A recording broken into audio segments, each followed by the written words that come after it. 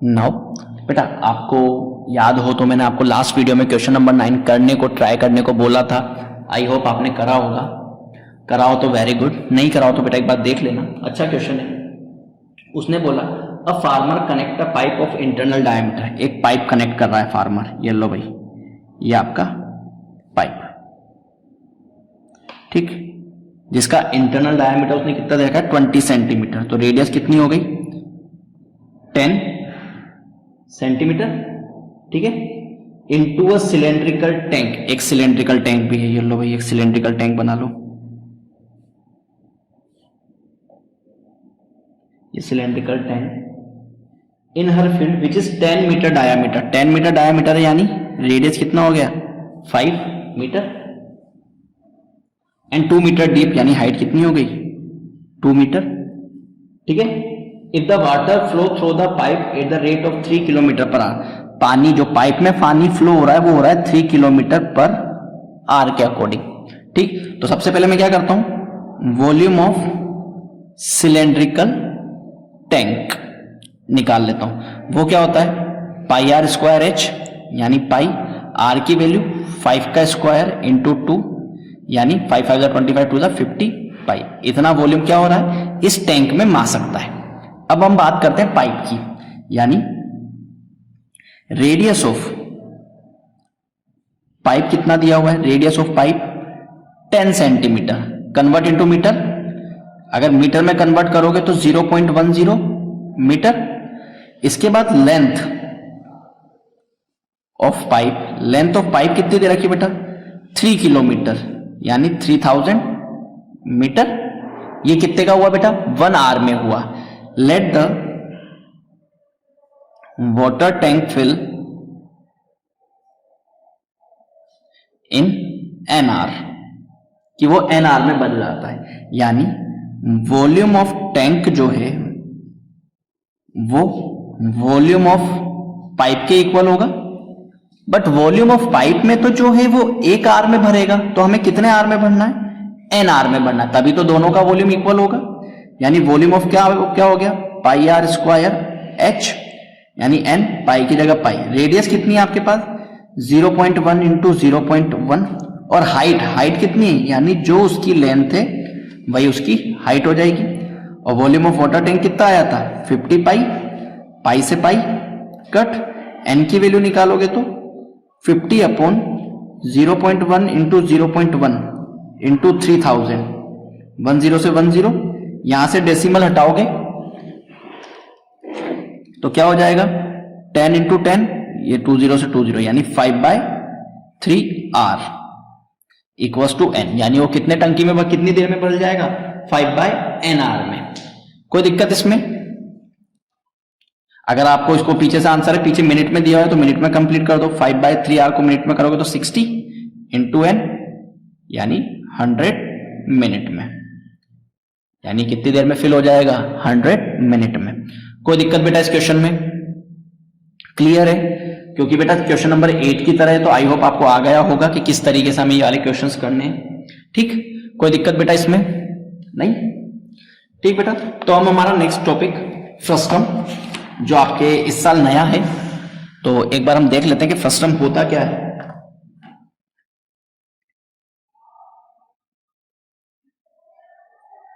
Frustum of cone, अच्छा topic है बेटा, फ्रस्टम ऑफ कोन, मजा आएगा, ठीक बेटा। फ्रस्टम होता क्या है, ये आपके कोनिकल शेप का ही होता है।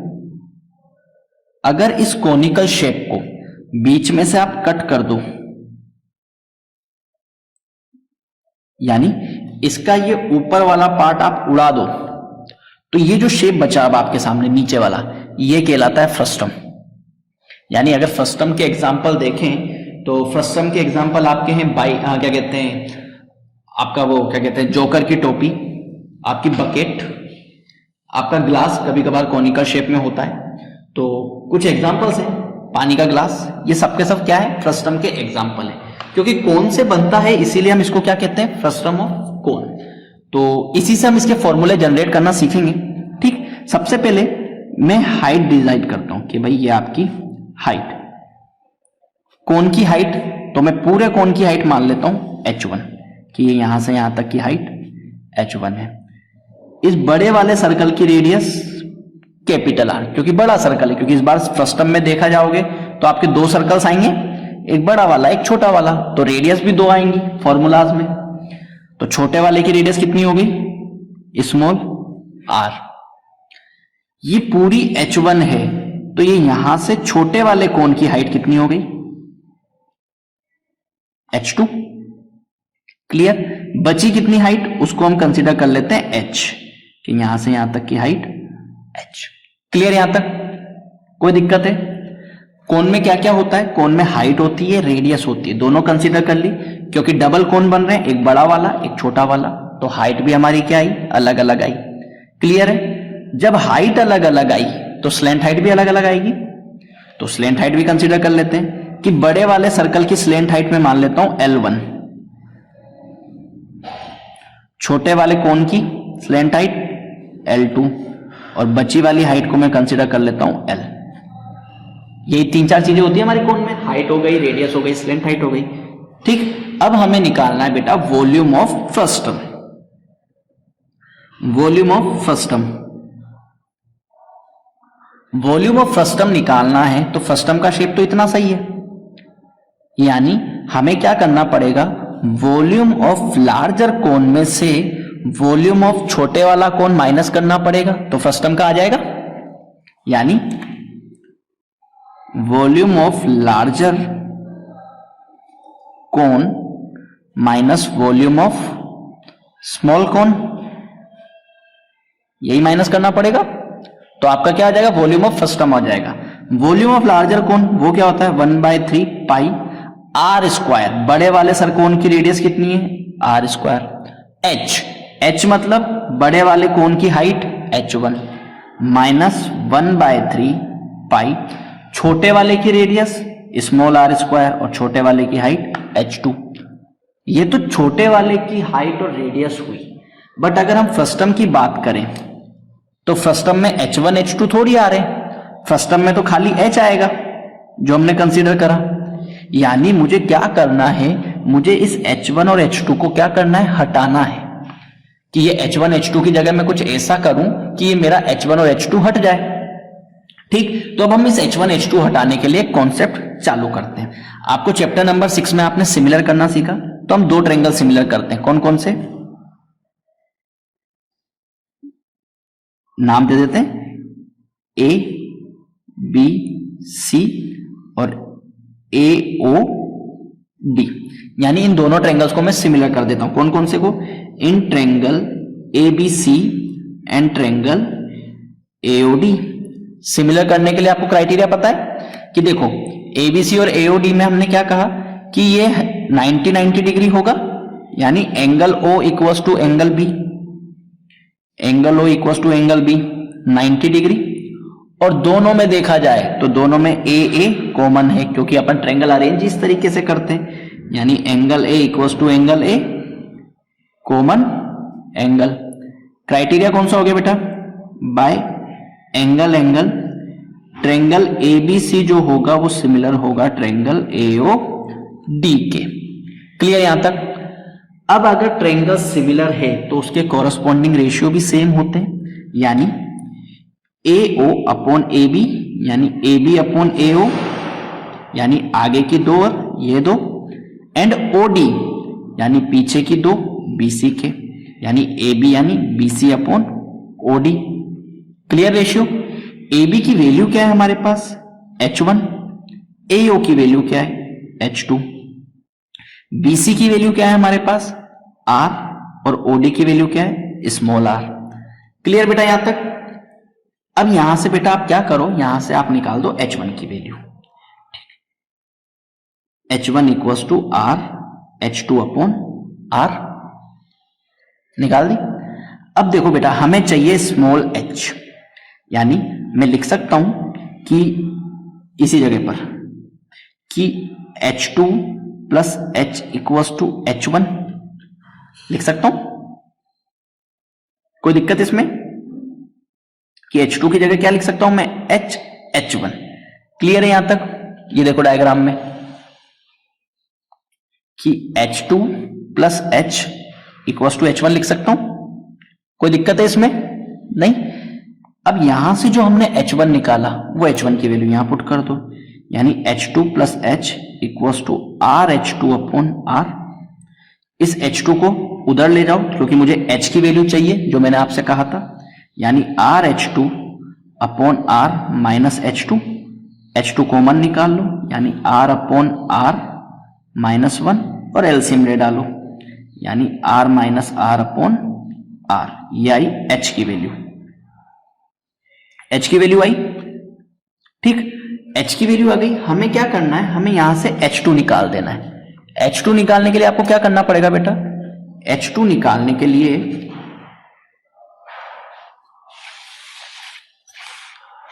आपकी इक्वेशन क्या बनी? इक्वेशन बनी H equals to H2 R minus R upon small r। H2 की वैल्यू निकालोगे तो क्या हो जाएगा? RH upon R minus R। Clear ये चीज, H2 की वैल्यू। अब इस H2 की वैल्यू आप किस में पुट कर दोगे? आपकी जो H1 वाली इक्वेशन थी, H1 equals to RH2 upon R, ये वैल्यू थी H1 वाली। देखो आपके ऊपर, आपने अगर नोट कर रहे हो साथ के साथ, ये देखो दिखा देता हूं एक बार। H1 की वैल्यू क्या थी? RH2 अपॉन R, यानी RH2 अपॉन R में H2 की वैल्यू डाल दो। H2 की वैल्यू क्या है? R। H2 की वैल्यू है small RH upon R minus R। Clear है चीज? यानी H1 भी आ गया आपके पास और H2 भी आपके पास आ गया। कोई दिक्कत इसमें बेटा? और ऑलरेडी नीचे एक R बच रहा था ये वाला, ताकि इस R से R कट, तो H1 की वैल्यू क्या आ गई आपके पास? RH upon R minus R। कोई दिक्कत यहां तक? क्लियर है चीज? अब हम क्या करेंगे, हमारा जो वॉल्यूम ऑफ फ्रस्टम था, वॉल्यूम ऑफ फ्रस्टम जो सबसे पहले आपको मैंने बताया था, वो क्या था? वो था 1/3 pi capital R square H1 minus 1/3 pi small r square H2। यही था। इसमें बेटा H1 और H2 की वैल्यू डाल दो। 1/3 पाई तो कॉमन, R स्क्वायर H1 बेटा आपके पास क्या आ रहा है? RH upon R minus R। Clear? Minus small r square H2 क्या हो रहा है? RH upon R minus R। बेटा इसमें देखो, इसमें H कॉमन आ रहा है दोनों में से H भी बाहर निकाल लो, यानी 1/3 पाई H। अंदर क्या बच गया? R cube minus R cube upon R minus R। बच गया ये चीज। ऊपर देखो बेटा एक आइडेंटिटी लग रही है, एलजेब्रिक आइडेंटिटी। तो एलजेब्रिक आइडेंटिटी क्या होती है? एक्स क्यूब वाई क्यूब की एक्स माइनस वाई हो गया, x cube minus y cube, x minus y x square plus y square plus x y, और नीचे R minus R as it is. इससे ये कट गया, क्या बचा? 1/3 pi H R square plus R square plus RR, और यही आपका क्या होता है? Volume of frustum. यानी वॉल्यूम ऑफ फ्रस्टम का फॉर्मूला क्या आ गया? वॉल्यूम ऑफ फ्रस्टम का फॉर्मूला क्या हो गया? 1/3 pi H R square plus R square plus RR। यह आपका क्या हुआ? वॉल्यूम ऑफ फ्रस्टम हुआ। क्लियर हो गई ये चीज? यानी ये फॉर्मूला आप वैसे डायरेक्ट आप याद करना चाहो डायरेक्ट याद कर सकते हो, बट ये फॉर्मूला आया कहां से, वो चीज आपको बताई कि फॉर्मूला इस तरीके से आया। क्लियर है बेटा? ये तो हुआ वॉल्यूम ऑफ फ्रस्टम। अभी हमें कर्व्ड सरफेस एरिया भी तो निकालना है, CSA ऑफ फ्रस्टम। उसमें भी क्या होगा? CSA ऑफ लार्जर कोन और CSA ऑफ स्मॉलर कोन। वही चीज इसमें करनी है, ठीक है। लार्जर कोन CSA क्या होता है? पाई RL, यानी कैपिटल R L। अब L का मतलब अभी देख लेते हैं, एक पाई R L। अब यहां पर देख लेते हैं, लार्जर कोन की लेंथ हमने क्या मानी थी बेटा? लार्जर कोन की लेंथ L1, स्मॉलर कोन की लेंथ L2, यानी यहां क्या हो जाएगा बेटा? पाई R L1 minus pi R L2। और वही सेम चीज, जैसे हमें यहां पे सिर्फ एक H से मतलब था, तो फ्रस्टम की लेंथ तो स्लैंट हाइट कितनी आ रही है? ओनली L, यानी मुझे क्या करना पड़ेगा, अगेन L1 और L2 को L में कन्वर्ट करना पड़ेगा जैसे हमने R को करा। तो सिमिलर तो हम कर ही चुके वो दो ट्रायंगल्स ABC और AOD। ABC और AOD सिमिलर करने के साथ हम हमारा यहाँ पे रेशियो जनरेट कर लेते हैं कि उसका कॉरस्पॉन्डिंग पार्ट का रेशियो कैसे आएगा। अब देखो मैं लिख सकता हूं कि L1 upon L2 equals to R upon R। लिख सकता हूं कि L1 upon L2 equals to R upon R, जैसे हमने हाइट के लिए करा था वही चीज यहां कर देते हैं। यानी रेशियो क्या लिख सकता हूं, L1 upon L2 equals to R upon R।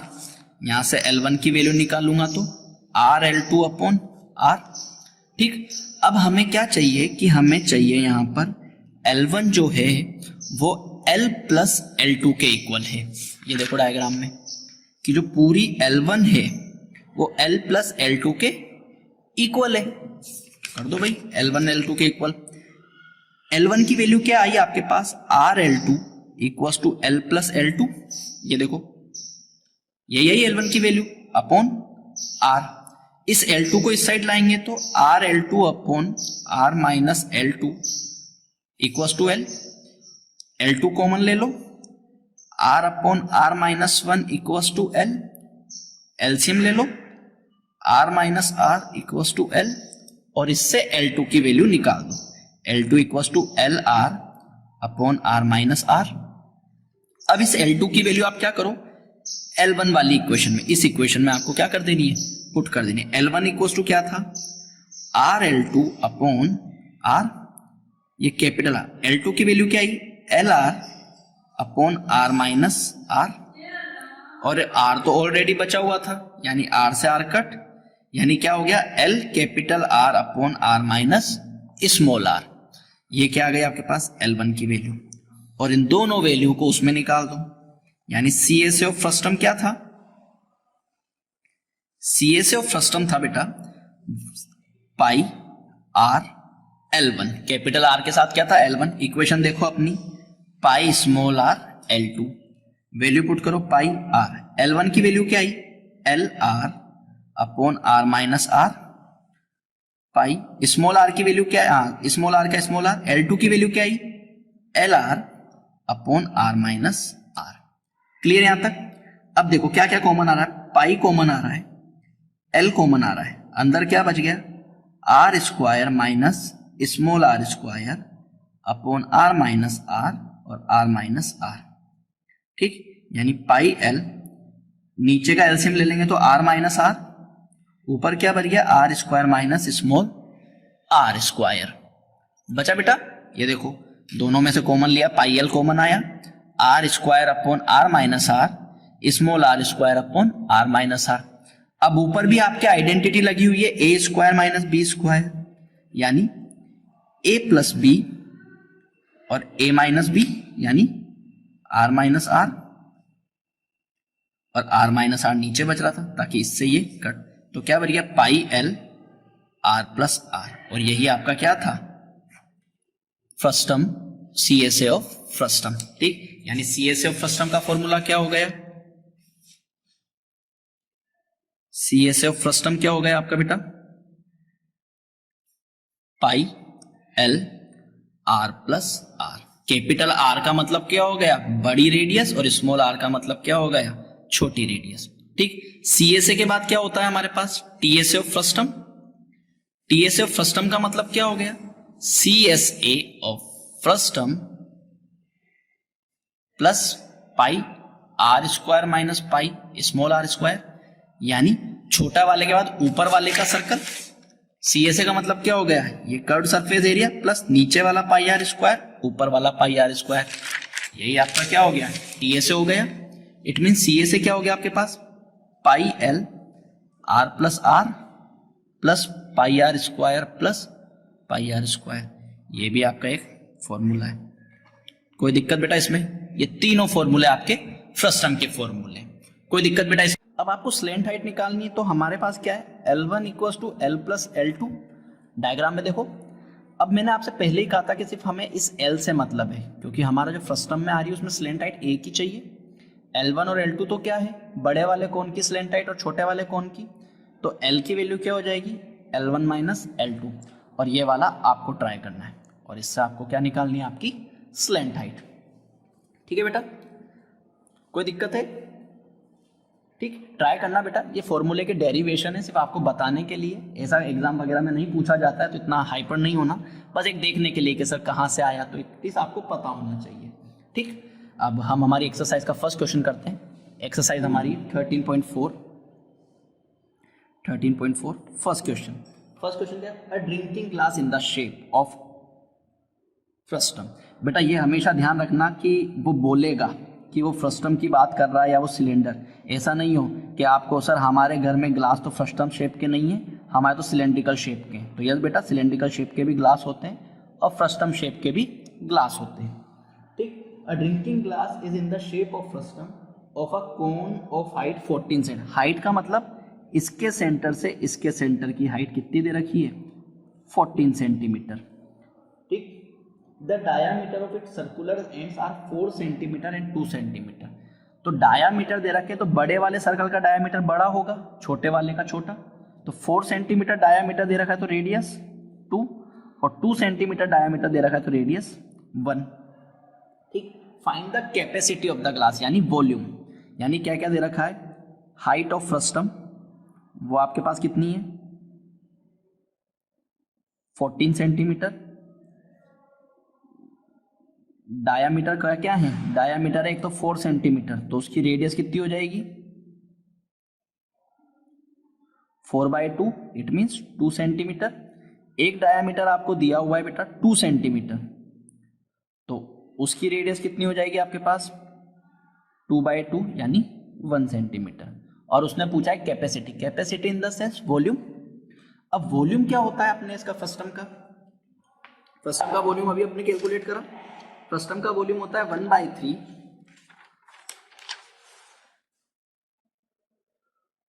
Volume of frustum क्या हो जाता है, कैपेसिटी मतलब वॉल्यूम, वो क्या होता है 1/3 pi h capital R square plus small r square plus r multiply r, यही होता है 1/3। पाई की जगह पर क्या डाल सकते हो आप, पाई की वैल्यू 22/7 क्योंकि उसने दी नहीं है।